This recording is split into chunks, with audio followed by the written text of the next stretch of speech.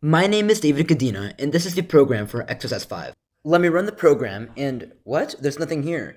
Oh, I know what to do. Now let me refresh the package here, and we can see that both files, file.in and results.out, have been created. Once we take a look at the file results.out, we can see the original words along with their encrypted versions in caps aligned properly. Alright, now let's take a look at the code. Now, the program starts with a section to create the output file stream, as well as a print writer to create the input file, file.in. With the print writer, we are writing, "Life is a daring adventure or nothing at all." The next section takes the file we just created as an input to encrypt the words and to write them in all caps and results.out. The file input stream, FIS, is created linked to the file file.in. The scanner is created to scan the text from the input file along with the string next word that will hold each individual word from the file.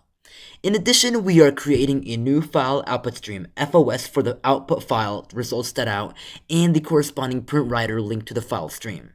Here we declare the integer variables length and mid to store the length of each word read from the input file and to hold the midpoint of the word.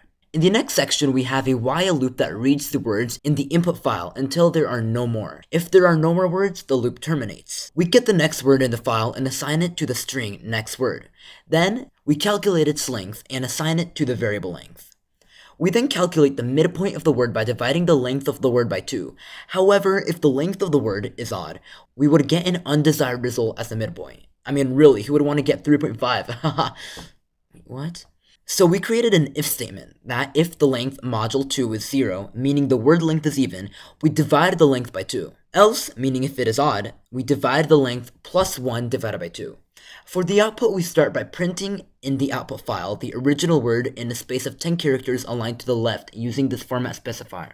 The 10 shows the number of spaces the word will be printed in, and the negative sign indicates the word to be aligned to the left. Lastly, the program consists of the two print writers printing the encrypted words. The encrypted words are done simply by moving the first half into the end of the word.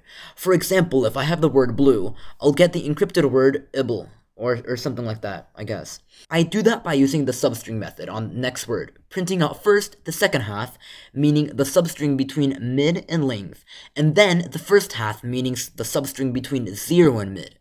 It prints in all caps using the toUpperCase method. This line simply prints a new line for every word printed.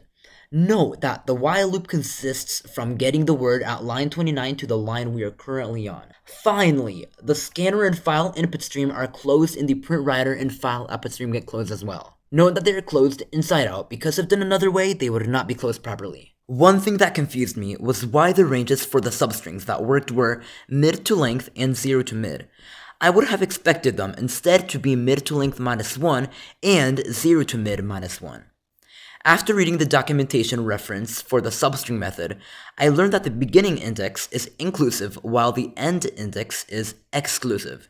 Weird, right? Well, I guess it is what it is. I tried applying an example using the word life. Mid for this word is 2, so the beginning index for the second half would include index 2, which is the mid, and exclude index 4, which is the length to get F and E.